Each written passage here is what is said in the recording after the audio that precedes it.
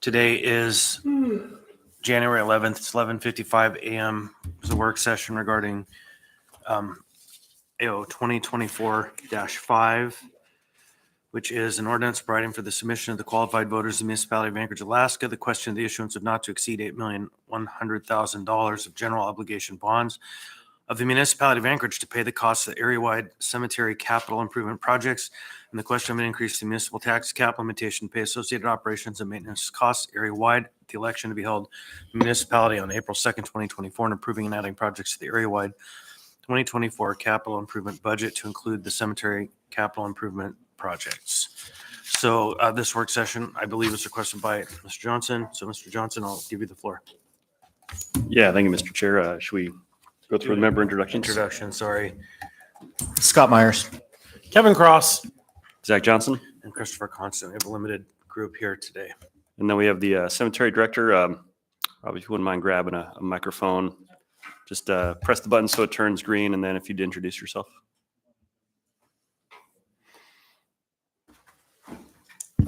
My name is Rob Jones. I'm the director of the Anchorage Memorial Park Cemetery. All right, thank you for being here. It sounds like there's some information that may be relevant for Mr. Bowman. I'll tell you what, Ben, what I'd suggest is let's run through the presentation, and then we'll circle back to you if that works. So yeah, let's go ahead and jump into the next slide. So what's the impetus for this? One, the Anchorage Public Cemetery is running out of space very quickly, and I'll let Mr. Jones speak to that here momentarily about, I think, what gives us a sense of urgency here. The other piece of this is the communities of Girdwood and Eagle River. They've both been trying to make this happen, I think, for both of them, well over 10 years. So there's been a strong desire for cemeteries to be established in these communities. I think we can all relate to the fact that people who feel a close connection to the place they're from want to, spend eternity there, if you will. So these are projects that have had a lot of community support and a lot of work put into them already, which we'll circle back to here momentarily. So I think at this point, just to kind of frame the present situation, Rob, if you wouldn't mind sharing a little bit about the status of the Anchorage Cemetery and what also with that our role as a municipality is in terms of how we see cemeteries as a public service. So the status of the cemetery right now, the way we measure things to capacity is by adult grave sites in the public sections of the cemetery. We have some privately held sections of the cemetery that have space available for members only, but for the public spaces, that slide is just about right. I have approximately 12 burial sites that I can count on with confidence starting the first of the year. Those spaces will likely be full, if nothing changes between now and June, likely be full by the end of May. The role of the cemetery within the municipality is to provide those burial spaces, and it's been a public service for 109 years. I think it's one of the fundamental missions of a municipality or community to provide burial space for their members. Our cemetery is really unique in that it was established by a presidential proclamation.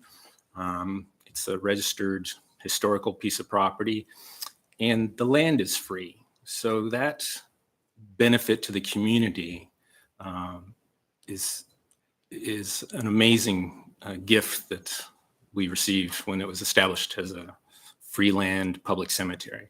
Most cemeteries are not built that way. So for our public services, being able to provide cemetery and burial services for 109 years is pretty important. I think that's our role. Thank you for that. So once those sites fill up, in terms of what happens, assuming people continue to pass away in our community, there's still room for people who are cremated, right? Correct. But for those who want to be buried with their without cremation, with their remains intact, the only option left until we increase capacity in some way is that they would have to go to a private cemetery, right? Which I believe can be fairly expensive. Is that correct? Correct. There's another public cemetery in Anchorage, Angeles Memorial Park. So it's a public cemetery. It's a nonprofit cemetery, and they'll be the only option for families in the Bowl area until other cemeteries are developed and made available. While we have the gift and the advantage of free land at the cemetery, similar services, almost identical services at Angeles Memorial Park are going to be, close to $6,000 per. So families that haven't made any arrangements at our cemetery, reservations or choosing cremation or otherwise, are not going to have any options for burial at our cemetery. And they're going to have to, if they really want to go that route, go to Angeles. And for people who, to borrow a term used in the memorandum attached with this ordinance, for indigent persons, is there an obligation that the municipality takes on to provide some accommodations? I mean, do we just provide cremation, or is there a circumstance in which we would be essentially the taxpayers would be on the hook to cover that cost at Angeles? Well, I don't know about the municipal taxpayers, but the state does have a program that pays for indigent burials, so to speak. It's a great program. We're very lucky that we live in a state that can still afford to do that. It's changed a lot in the last 10 years. It's a lot more restrictive about who qualifies, but families that don't have anything, or folks who die unattended outdoors with no family, the state will step in and pay for that. So it's going to be, where our land is free, the state's going to have to purchase grave sites at Angeles if they still want to participate in that program. Okay, thank you. Just gonna note for the record, at about 12, Mr. Salt joined us on the phone. Ms. Braga in the room. Thanks, Robin. If you wouldn't mind hanging out, I think we'll circle back to you when we talk about what we're hoping the bond itself will achieve as far as Anchorage Cemetery. So Sure. If we move on to the next slide. Yeah, so I think as I kind of briefly touched on, these projects have been in the works for quite some time. And we'll kind of talk about the status of each here momentarily, but just to kind of put out there, this is not a new concept. It's something that has seen a lot of interest, that there have been at least one prior attempt to get funded that was unsuccessful. And so this is, I think, the next step. Mr. Cross. I also want to point out that the HLB work plan, the 2023 HLB work plan on pages 17 and 20, if you reference those, it mentions specifically designating specific areas in both Girdwood and Eagle River. And I have I think it's 06-018 in the Girdwood and 0-111 in Eagle River, specifically slotted through the HLB, that they've recognized as potential future cemetery sites. So again, not only was additional work done in the in communities as far as their cemetery boards and working to identify places and come up with a functional plan, but it is also in the HLB work plan. Thank you. Thanks. And let's go on to the next slide. So, Mr. Croskin, do you want to talk a little bit about sort of the status of the Eagle River project? Yeah, this is track number 111. If you see on the map, the most recent Chugach Eagle River comp plan identified. I believe a majority support of our community council has already come for this site. Again, this is an HLB parcel. It's located across the street from Eagle River High School and it sits adjacent a power plant and the Highland Correctional Facility. So this one, where it sits in there, is kind of, when you consider a prison to the north and a power plant and to the west, through many studies, I think they looked at 11 different lots. There was I'm trying to remember the name of the company that did it. But there was a land use study that was done that looked at 11 different locations around Chugach Eagle River, and this one was the most ideal. They had to take into consideration, accessibility, wetlands, et cetera. It was a pretty comprehensive, and this one deemed to be the most, with the lowest level of complications for development and least impact on surrounding communities. So, thank you. Thanks for that. And getting some new materials going to pass down, then we'll hop on to the next slide.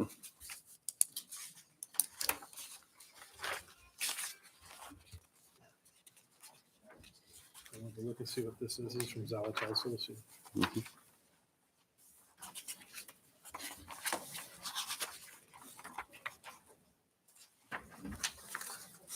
All right, we'll come back to this. So as far as the Girdwood project goes, Girdwood, some years ago, the Board of Supervisors there established a Girdwood Cemetery Committee, which I think has been fairly active for a while now. Notably in 2018 and 19, they had a series of meetings and then an open house to kind of work with the public in terms of scoping the project and picking a site. They also have a site in mind. It's on Crow Creek Road. It's roughly 22 acres. It's also HLB rent land. It would be a conditional use permit as far as zoning goes.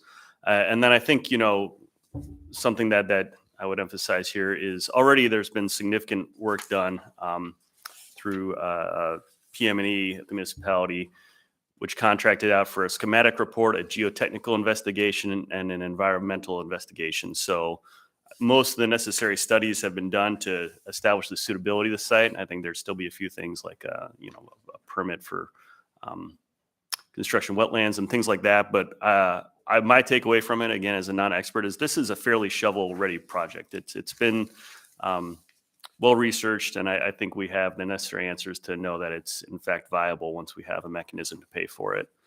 And then also I'll just touch on with the Girdwood project, similar to the Eagle River project, it's intended to happen in phases. I think the Girdwood one has 4 phases.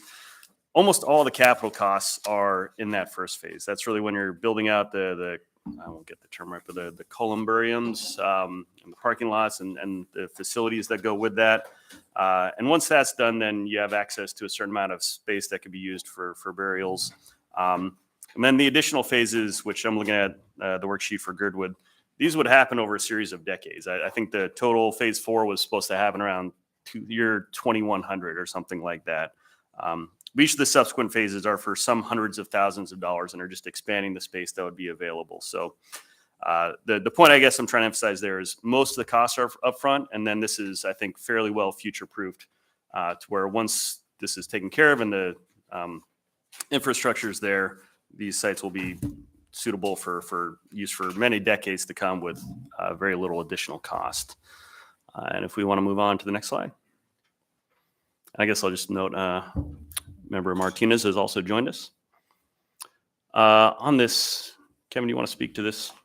Well, it's just that we attempted last year to get money for the state for the purposes of a Chugach Eagle River Cemetery. That was vetoed by the governor. So because that funding mechanism does not appear to be an option at this point, now our next request is through bonding. We did seek state funding first, unsuccessfully, so now we move into bonding. And then again, the assembly passed through a 2023-58S, which actually myself and Suzanne LaFrance worked on. That was last year. There was some discrepancy in code regarding how cemeteries have been handled since it had been over 100 years since we created one. And it was not clear if it was an area-wide or whether or not it was specific to different, whether it was a Girdwood issue or Eagle River handled theirs. And so there was some cleanup that had to be done prior to being able to bond for it because it was not clearly articulated through code how to fund other cemetery projects outside of the Anchorage Bowl. And should those again fall upon, would that be an area-wide bonding, or would it be district specific? So again, we cleaned that up and now we're at this point. But it's important to note that we did, and we have pursued other funding mechanisms. Additionally, I'd like you to know some research I've done on my side is that once you have land, so it's very interesting because you have to create your cemetery department or board. And then once you bond through and you have a funding mechanism and you've established the land and it's set apart, there's a good opportunity that we may not have to use all the bonds, but you have to purchase the land. You have to have a functioning cemetery because there's about 6 different federal cemetery grant programs to fund, particularly when you're identifying spots that are specific to veterans, indigenous people, Native Alaskans. If you go through and you look at the federal funding for cemeteries, because this isn't a problem that's unique to Alaska, actually, you'd be surprised at how many places across the United States have cemetery issues. I guess they didn't anticipate maybe baby boomers or who knows what that looks like, but it's a land use problem across the United States. The federal government has established several. The problem is that you have to be pretty deep into the process of establishing a cemetery before you can apply for these grants. So in an ideal situation, we bond, but in hopes that we don't have to use all of it. But if we have to, because we don't have a whole lot of spaces left, I mean, you can't just put people in cold storage till you figure out where you're going to put them. That's just cruel and heartless. The way this allows us to continue with the cemeteries, get kind of deal with the situation we have at hand. But there are several different funding mechanisms for additional grants once we have our cemeteries established. Thank you. Thank you. And if we want to just flip through the next couple of slides, it's just a couple things from AO 2023-58-S, which is, members will hopefully recall, was an ordinance we passed, I think, back in May, which established cemeteries as an area-wide part of the municipality, which Mr. Cross explained sort of why that was a necessary precursor to bonding for this, but I think also says something about sort of the position of this body. So we don't need to read through all this unless people want to just take a quick glance at it, but basically, I think this is I think this is the point that I would emphasize in terms of where this body has stated its position to be, that the Assembly desires to support the construction and maintenance of municipal cemeteries in the Girdwood and Eagle River areas in the near future, and to provide for future cemetery needs in the Anchorage Bowl. So again, this isn't us coming forward and saying, hey, this is a policy position we would like the Assembly to consider supporting. We've already made that statement. This is just essentially taking our position and trying to put it into effect. So next slide, please. Sorry, did you have something? No, that's about it. So yeah, I think this is the last slide, but again, this would be a ballot proposition that would cover the capital needs for establishing cemeteries in Girdwood and Eagle River, and then would also provide $1 million for capital costs for the Anchorage Cemetery. So I think Mr. Cross and I kind of spoke to what this would go towards as far as Girdwood and Eagle River. But Mr. Jones, if you could speak to what this would accomplish for Anchorage if it goes through as written. Thank you. Well, the Cemetery Advisory Board has been discussing improvements for years, and the $1 million portion of the bond would go towards some really good things for the cemetery. We have some challenges with our overgrown markers, and there's some history to how that came to be, but a big chunk of that $1 million would address that issue. It's the biggest complaint we get from families, so we need to address that. We've effectively have, because of lack of maintenance, unmarked graves again, and that's a problem for a cemetery. One of the other things that has been a topic of discussion at the advisory board has been constructing an indoor columbarium. And we have a portion of the cemetery office that is not being utilized any longer. It used to be community work service, but now it's just sort of vacant. So we'd like to use some of that money towards the construction of an indoor columbarium. There's an indoor columbarium, and the indoor is going to be, of course, different than the outdoor columbarium that we have. That's also a popular addition to the cemetery a few years ago.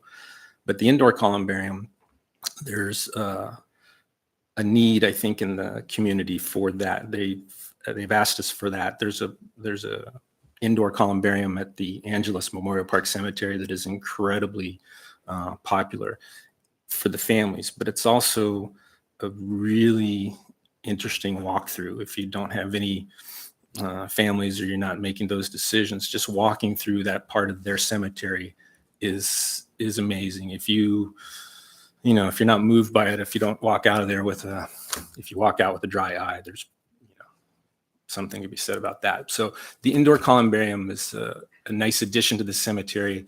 It's been requested, and part of that, part of our ambition for getting that taken care of is it's a revenue stream. We've kicked around some fees and done some quick math on the whole thing. So for roughly estimated $100,000 of the million for the construction of an indoor columbarium, we've generated nearly $1 million of revenue. We can get approximately 500 to 800 niches, little compartments in that space that we already have, sell those individually. And our first estimate was individual niches at about $1,000. Our outdoor columbarium, the individual niches are $875. So an indoor columbarium, nicer presentation, those kinds of things, we pegged it at about $1,000. That made the math really easy. After talking with the fine folks at Angeles Memorial Park, the estimate could be between 2 and 3 each. So if we've got 500 niches at 2,000 a piece, there's $1 million.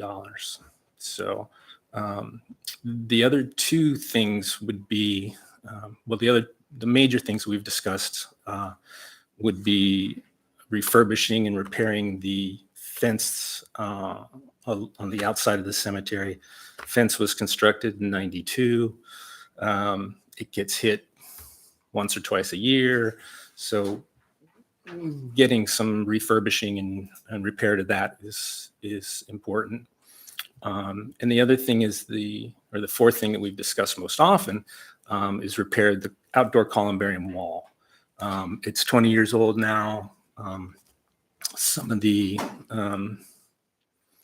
features of the wall need to be addressed, partly for safety concerns. Some of it's aesthetic. But those are the 4 things that we've talked about most often. With the $1 million, there are several other things that can go along to be addressed to improve the experience for the families that need our assistance. The building currently configured is not ADA compliant. There's a handicap bathroom in the old community work service side that we don't have access to from my side of the building. So part of the reconstruction design of the indoor columbarium, if it's approved, would be bringing the current building up to ADA standards, which is important. We have, a lot of elderly visitors to our cemetery, to my office, and we need to make it as easily accessible to those folks as we possibly can.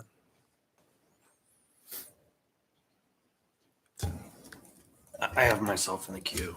Oh, excellent. And so, Chris, actually, I was just going to go to you because I think we're good. We're ready to wrap up. Just a final touch. It's basically the bond had divided into 3 different, 3.5 million Eagle River, 3.5 million for Girdwood, 1 million for Anchorage. I do see here that we have an S version. Chris, if you'd like to speak to that, or if you'd like to go ahead and make your comment, Yeah, no, I'll go ahead and grab the mantle back for the Thank you. operation of the work session. We've had your introduction.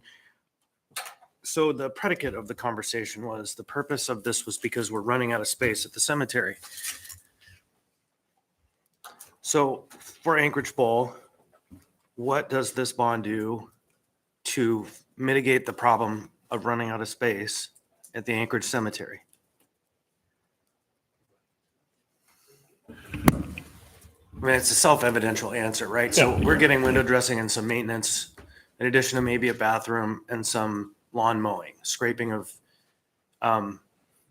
overgrowth, which there are volunteers out there that do that, especially for certain populations, military and others.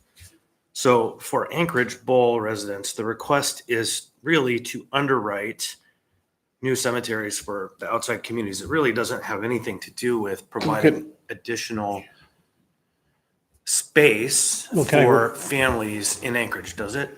Yeah, actually, since cemeteries are public lands, if you're in Anchorage, you want to be buried in Eagle River, you just say, I want to be buried in Eagle River. Right. Or if there's not hold on, space in hold on. Anchorage, you go to Eagle River. You can't, The we predicate can't of this was discriminate based on because someone people lives. in Girdwood want to be buried in Girdwood.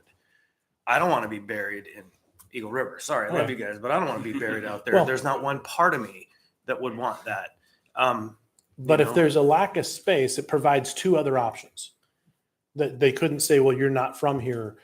I mean, I think listen, if there wasn't space in Eagle River, but I was being buried in Anchorage and vice versa, I'd just appreciate being in the town in which I grew up. Right. So maybe it may not be exactly where I want, but it's 15 miles away, 10 miles away. It's still where my family can drive to and visit me and put, flowers on my headstone and reminisce about inappropriate jokes I'd make around the dinner table. But Right. options. So, a logical argument, and this is separate from why Girdwood wants a separate cemetery, and it's separate from why Eagle River wants a separate cemetery, but it's the framing of the whole conversation around the purposes because we're running out of space. Why wouldn't we then make investments in the bowl if the primary payers per capita are going to be in the bowl by the hundreds of thousands, of mass population? It's coming. The payers again are going to be those of us who live right here on the grid. And so why wouldn't we be looking as a project to expand capacity in the bowl if Anchorage is being asked to pay for it? And I'm not opposed to the concept of funding Eagle River and Girdwood to have cemetery services. I just want to be honest. And so why wouldn't we be looking at Anchorage if in fact the primary payers are that? But it's like a bone that was thrown in there for Anchorage. To me, that's what it feels like. It's like maybe you'll vote yes because you're getting something, but it's not what is being stated. And so to me, that's one of the areas of concern that I have. So how we frame this is pretty important. Yeah, I certainly think if we're talking about, long-term needs of our community, we need to find a way to increase cemetery capacity in Anchorage as well. I don't think we're opposed to that, and I don't think this is intended to be an either-or proposition. I hear your point about, what is the value to people within the Girdwood Bowl or Anchorage Bowl, and there certainly are people like yourself, I suppose, who have no interest in being buried in Girdwood or Eagle River. But I think there are some folks who probably would find that an appealing option, especially if their choices are either spend $6,000, which they may not have, to be buried at the Angeles Park, or cremate their remains, which may be distasteful to some people. So I think there are folks in this community who I think would enjoy being able to take advantage of that. And again, the thing about the bonding is, we're asking the voters, most of whom reside in the Anchorage Bowl, to decide whether or not they see there's value to this. So, as individuals, we may say like, well, I don't think that I would, benefit from this. So I'm going to check no when I fill out my ballot in April. But frankly, I feel fairly confident that a majority of people in Eagle River, Girdwood, and Anchorage together will look at this and feel like it is reasonable and in their interest. But that is the question that we will put to them. So I think you really hit one of the other contentions on the head. And this gets back to some things I talked about the other night. Of course, the people of Girdwood and Eagle River are going to love the idea of this because Anchorage is going to invest almost $3.5 million into those communities. It's a great deal if you can get someone else to pay. And so even if everybody in Girdwood, and Girdwood is a particular unique example where I have a lot of sympathy for because 1,000 residents or so, 2,000 residents, they just can't afford to do these large projects. But Eagle River, on the other hand, and I know they've been trying, they did get an appropriation, which I strongly supported, and somehow a governor that aligns politically with their community said, no, thank you, which puts us where we are here today. But Anchorage pays. That's one of the cruxes. And so I have to find in myself, and again, I'm not opposed to this. I'm just sorting through the facts that I have to present to my constituencies when they ask, why am I being asked to pay for this? And so I'm just chewing on all that. And I think Ms. Braun had her hand up. So But do you want to address that? Yeah, and I want to be careful that we go down that road because I will tell you that a lot of people in District 2 feel like, hey, we pay. Over the last 10 years, the average number of AMATS funding that went out to Chuyak River has been 2.4%. So, and here again, we're having our stuff stripped. So, I mean, it's not just cemeteries. I mean, you say people pay, Girdwood property taxes pay. It's not always an equal distribution. In this particular case, what we're looking to do is just the pure intention is what's best for all of Anchorage. And it's not a district or a one service area versus the other. It is the fact that there's only so much land available in Anchorage. I mean, for a cemetery, unless you're going to start building a parking garage and laying dirt in there and you start putting them on top of each other. So we got to look at other plots and other land that's reasonable, been studied and researched, where individuals have options. Maybe it's not in the Anchorage Bowl, but at least it's within Anchorage and it's within driving distance. And so Girdwood, Anchorage, Eagle River, a nice distribution considering our land mass, additional options. And then finally, you know, by putting all the bonds together, yes, it's more likely to pass, because I could tell you if it was just a cemetery in Girdwood, all of Anchorage would say no. Or if it was just a situation in Eagle River, the rest of Anchorage would probably say no. So there's an intentionality that goes in that since this services everybody, since it's a public land and everybody can use it, and by the way, we fund it through an area-wide bond, it would just make sense that we take the needs of all of Anchorage into consideration with one bond request. Thank you. I think if you looked at the history, Anchorage has a long history of voting yes as a community, has a long history of voting yes. But I'm going to go to Ms. Braga. I have myself back in the queue. If others want to be in the queue, I'll let them speak before me. Ms. Braga. Thanks. I'm just looking at this from a land use.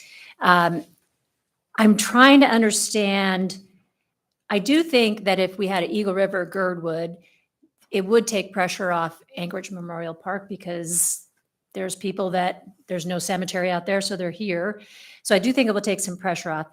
I'm not wanting to be insensitive, but I'm not sure that all of this about how the indigent people are buried at the Memorial Cemetery.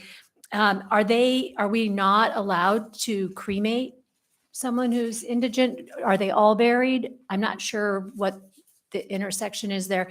You know, for my personal, I want to be composted or cremated. I don't want to use a bunch of space with a box that worms are crawling in. I'm with you about the composted. Thank you. The situation for our indigent deceased individuals has changed in the last 10 years. So I don't have any firsthand information that the funeral directors and the funeral homes and the crematories get from the state. But my understanding is that the state will authorize a cremation for an individual that doesn't have any family, that doesn't have anyone to give their permission to perform that. Partly because the cost of the burials has gotten to be too high for the state to pay for that part of it, even though our prices haven't changed in quite a long time. But the state, I believe, will authorize a cremation for those folks. If they have a family member that will authorize it, is that what you said? No, in the absence of Okay, anybody to step forward, take responsibility, friend, family, or otherwise, financial responsibility. Then I believe, and again, this is a better question for the funeral homes, funeral directors to answer, but I believe if the funeral homes petition the state for cremation of unclaimed remains, they will get that permission and the individual can then be cremated. I haven't seen that very often at our cemetery, but I don't always get in all the details of what led up to them needing our services. Okay. So question for you. You said 12 spots in Anchorage. That's 12 individual burials, Yes, sir. right? So it's not like we're talking about time is available to contemplate figuring out more land. This is this year. This is in one quarter. This is depending on what happens. As soon as the ground thaws, it's over. Yeah, yeah. By the end of May, I'm expecting those 12 Right. identifiable graves to be And gone. when you go there, again, you spoke to the idea that there is open land there, but it's all parceled out into private holdings. And so like various social groups and other orders. Mhm. Can we hear from Girdwood quick? I have a thought for you. Come on up.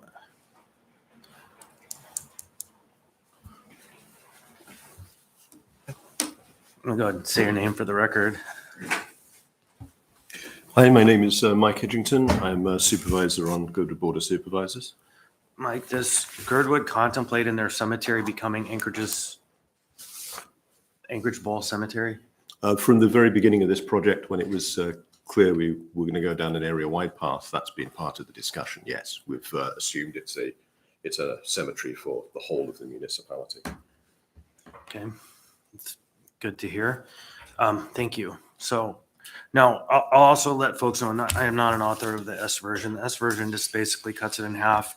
On all accounts, the Parks Director said they wouldn't be able to get to all of the projects in 1 year. And so that's, I believe, the strategy that Ms. Zelatel approached this from, was to say, let's do it in the volume that we can actually achieve work with the staff and plan that we have. So I just want to put that out there.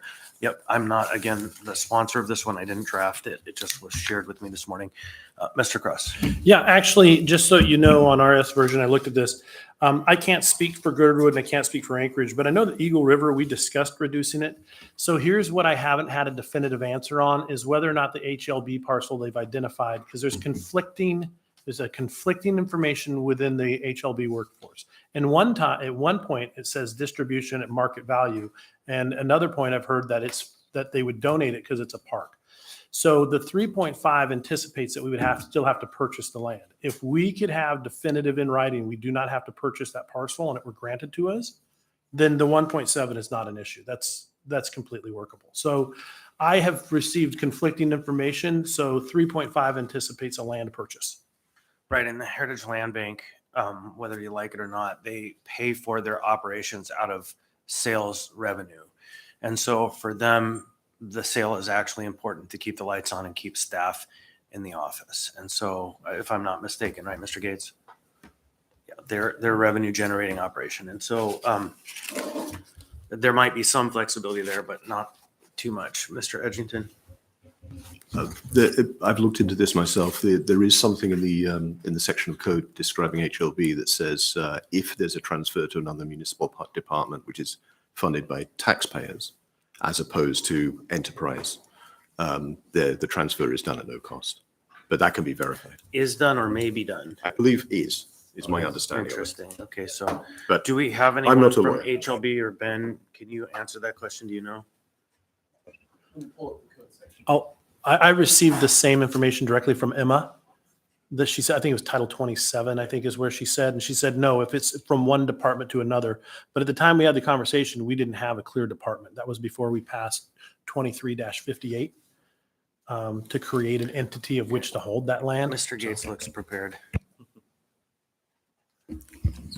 Well, I wouldn't say I'm totally prepared. I would want to look at the specific language, but as I recall, for HOB, what you said is correct, though I think they need a process where they can withdraw it from HOB inventory and transfer to another municipal department, and that wouldn't be a cost there. But if they're going to transfer to a municipal utility or enterprise, then the utility or enterprise has to pay fair market value, and then otherwise, HOB, I mean, they could structure this a number of ways. If they were to dispose of it, to the private sector, would be fair market value at cost, and they use that revenue for either utility or private sector purchase item they use that revenue to fund their own operations at HOB. It's actually a dedicated revenue stream that they use, so that's why, like you said, ensure constant, that's how it's usually structured. But I guess this could go a few different ways, and there's going to be some process required by HOB in order to decide what they want to do and exactly how they would structure giving this parcel that's desired into a cemetery use by municipal department, Parks and Rec, or some other way. So go ahead, Mr. Bowman. You have your hand on the mic. Are you prepared? No. Okay. Okay. Okay. So there are a handful of questions outstanding. Anyone else wish to speak on the item for now? Ms. Braga? I'm just concerned because this was on the parks bond to do work at the cemetery, and now we put it in here and then we're chopping it in half. And so I don't know. I'm not saying we are. That's just one of the versions. Okay, So a thanks. majority of the body controls what's on the floor. And so there's that. Mr. Johnson. Yeah, I just quickly say that, I mean, I would frankly rather pay for half of it than none of it if that's the direction we decide to go. But I think it just would be good to be mindful that, these projects, especially the Girdwood project, I can tell you, I mean, we have pretty detailed cost estimates to what it would take to do this. So if we pay for half of it now, it does mean at some point we're going to have to come back and figure out how to pay for the other half of it. So again, that doesn't mean that I'm necessarily going to be opposed to the S version. I'm open to it, but I think we do put ourselves in the position of ending up with half-finished projects, which obviously we don't want. So I think the S version carries with it a certain sort of mandate that we do come back to this. Mr. Cross? One last thing I want to point out is that even if we approve the larger amount of 8 million, what's going to happen is, of course, Girdwood has been a lot more, let's just say, organized and aggressive in their efforts to get a cemetery because their need is far greater than what we're currently experiencing in Chugach Eagle River. So, but our local land service areas are, we are establishing through in Eagle River, it's a board of supervisors. I imagine it's the same for Girdwood, and you have a cemetery board that'll then go and create and they will then bring back, my understanding is, to the assembly on if they're going to purchase or what they're going to use that particular bonded indebtedness, not like a blank check. And then that'll have to get approved to go to bond council as they make this. So I think it's important that we have a pre-approved, so we don't have to go back to the voters asking for money, but then as they need funds, the assembly will have to approve that. And so if there's any, what we seem to be, I don't say impropriety, there's additional checks and balances just to make sure we're not writing checks against the taxpayer willy-nilly. That come up, now that you've been approved for a bond, you're still going to have to come forward with your more detailed plan on where those funds are going to do and what's that's going to look like. And ideally, that's when grants kick in and other things. But it's, again, we run into this, whether it's the port or anything, you got to make sure that you have, before you start rolling down that, it's good to know that you have an approved bond or you have the funding available before you start exerting a whole lot of effort in a specific direction. So thank you. It looked like Mr. Bowman had something to say. The code section we've been talking about where it can be transferred from HLB for no cost is 2540.015 beta. And the boundaries on that is it can be transferred to a public agency not supported. If it is transferred to a public agency which is not supported by municipal taxes, then fair market compensation has to be paid. So if it is a public agency supported by municipal taxes, so not revenue generating, then we can do less than fair market value, potentially. So that raises a question. How would that negotiation work? You would have the muni negotiating against itself. Arguably, we could just transfer for no value. Could. It would have to be, we'd have to determine how we are doing that. It'd be very similar to what we did recently, whereby AHD took control of a solid waste services facility, where we did kind of. But that was temporary.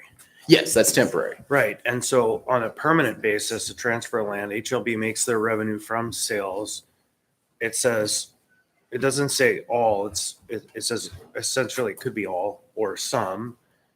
How would that negotiation work would be the question. And so that's interesting to me as you have two parties of the same. It's tricky. Well, and at the end of the day, it would come back to this body to approve the transfer. Because it would be a transfer.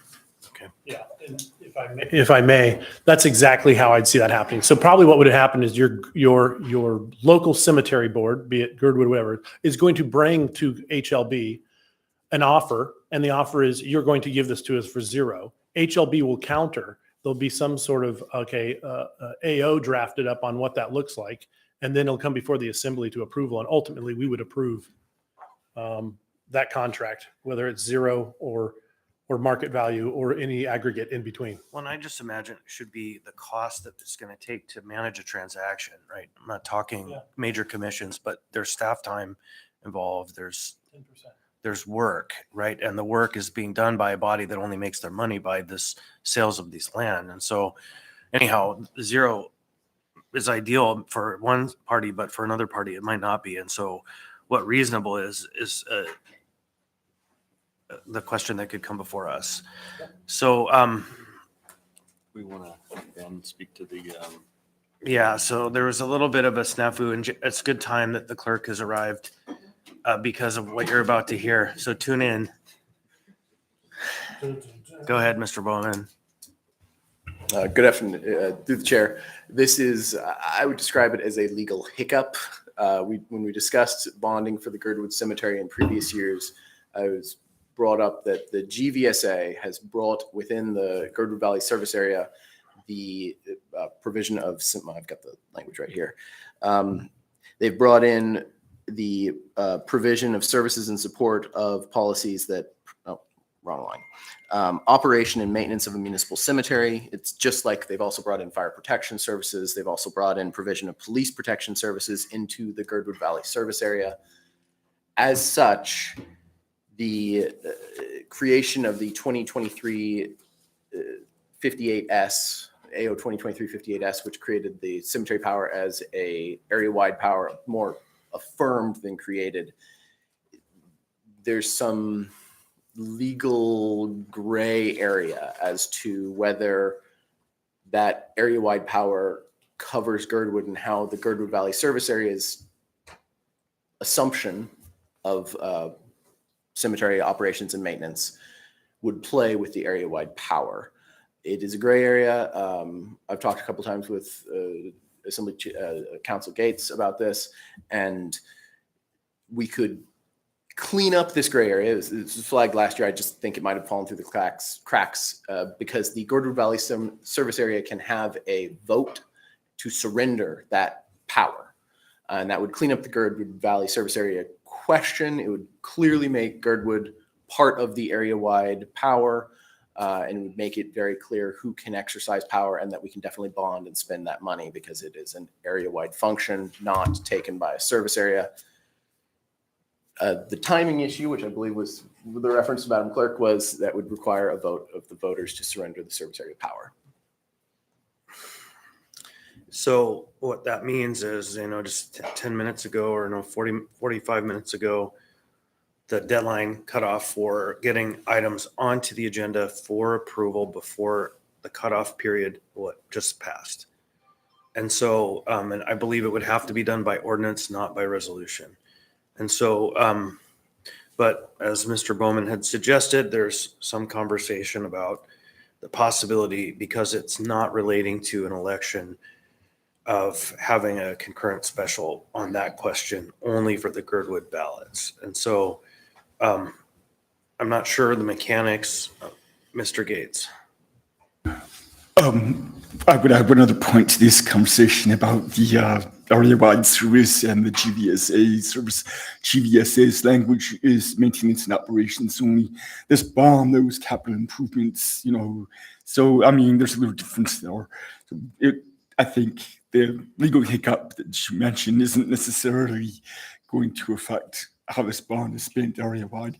However, we have some maybe difference in viewpoints about how GVSA having cemetery maintenance and operations in its service area power is affected or not.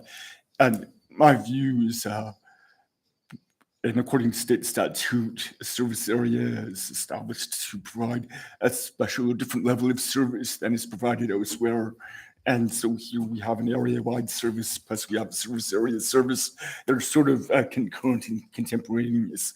But that means that Girdwoods, and if they tax and spend their service area taxes on cemetery maintenance and operations, it should be for a level of cemetery maintenance and operations service that's above whatever's provided area-wide.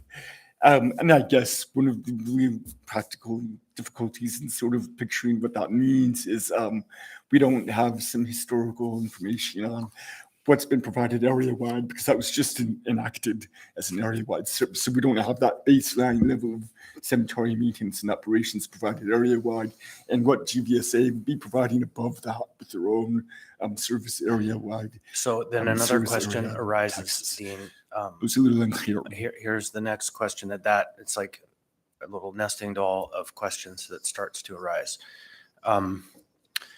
So then we have, Girdwood has accrued to itself maintenance of its own cemetery.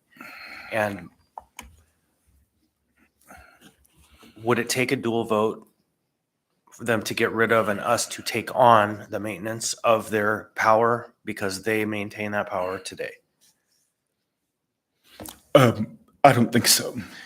So then at this point, though, if Anchorage, if they voted to not have that power when this passes, we open a cemetery, they have responsibility to maintain it. Eagle River doesn't.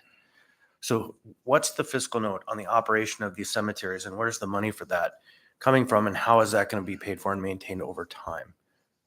How much staff, right? Because now that I think about it, we're getting to the point where we have at least 3 cemeteries run. We have 1 unit of administrative staff. And what does that then look like? Is that contemplated? I know it talks about tax cap here. But is that contemplated? It says like 1 penny. And so 1 penny is not going to pay for the operation of 3 cemeteries. The only thing I can say for sure right now is that I don't have the answers to all your questions. I think that there's going to be a lot of figuring, a lot of problem solving and restructuring for how the cemetery is managed, because until very recently, it was only the Anchorage Memorial Park Cemetery operations. So converting to area-wide, I mean, to Rob Jones and Parks and Rec to figure out how they're going to adjust, I guess, their management structure to cover area-wide with Eagle River and so forth. Is the cemetery still in Parks and Rec? It is, okay. So, Mike, what do you think? I mean, did we contemplate that in this conversation anywhere, the cost it's going to take to own and operate 3 cemeteries?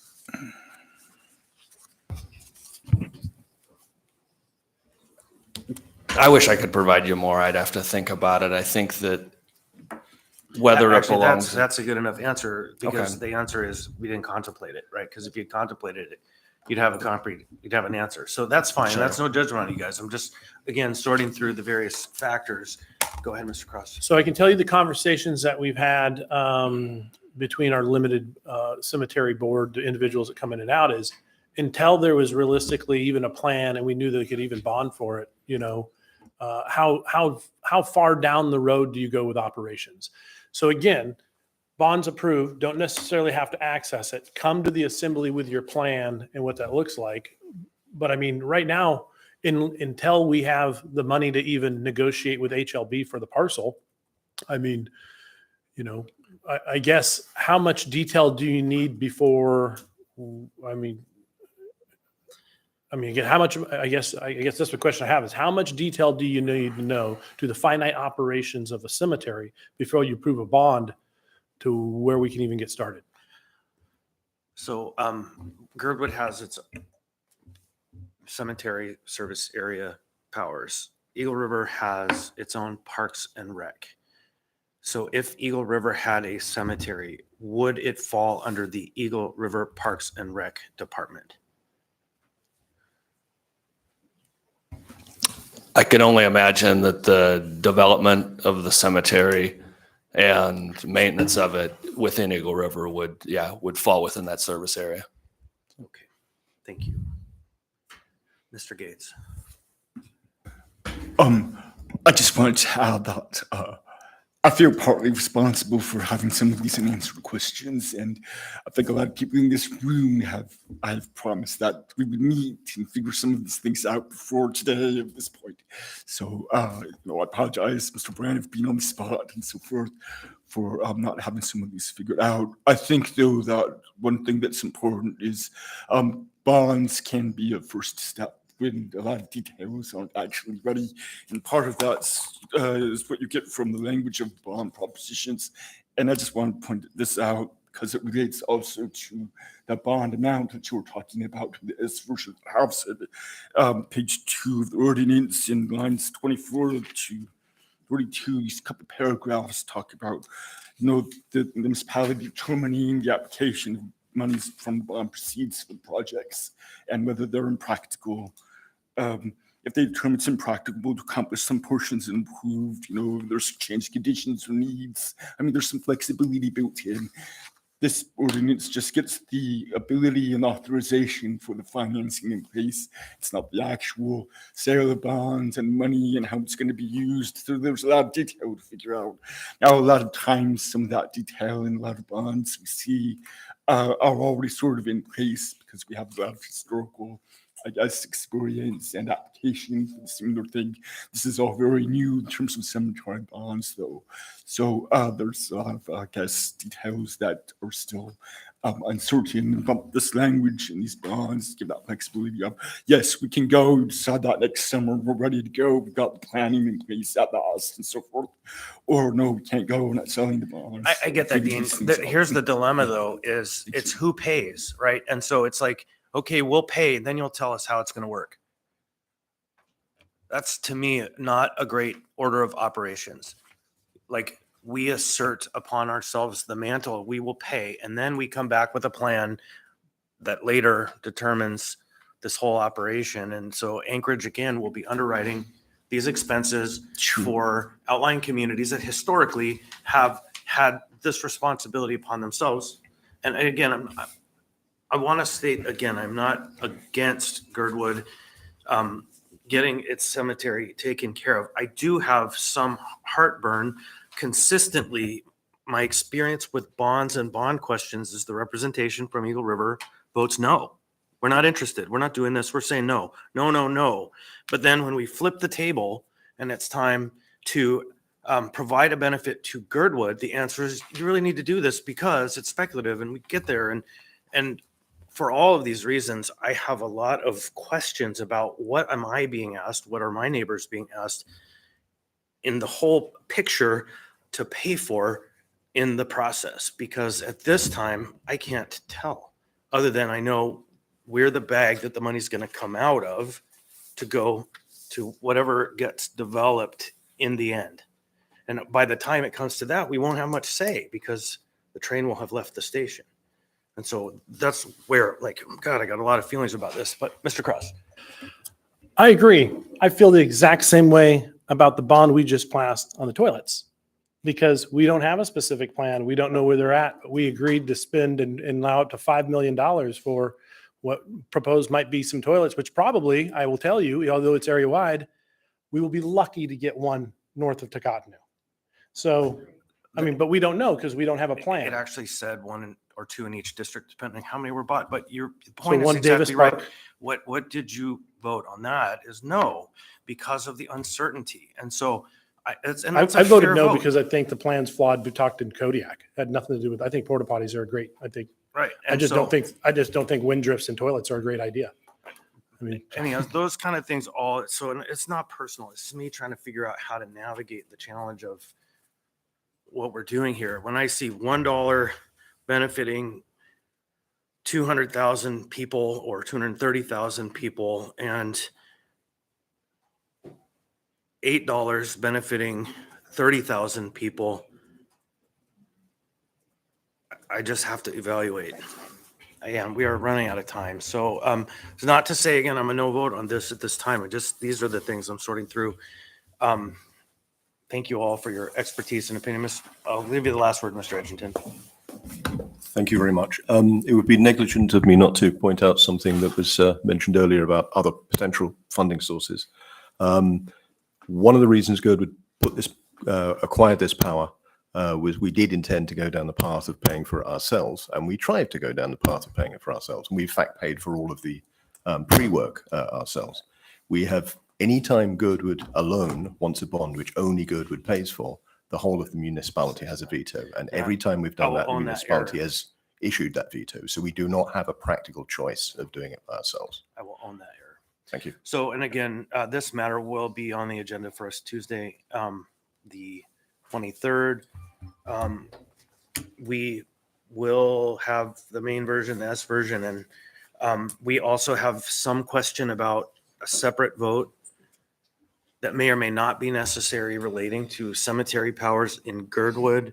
I think Mr. Gates maybe provided an argument where it's not necessary for construction, but I think that puts Girdwood at risk because they have the power and then thus the responsibility should the thing start operating.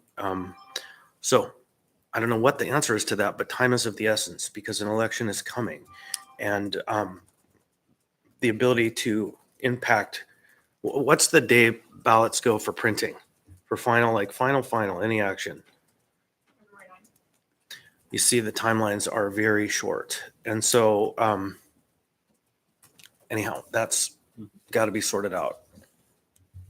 Okay, and to Tommy O'Malley, who I know is listening, I am not opposed to Girdwood getting a cemetery. I thought we were adjourned. We'll be back in 5 minutes.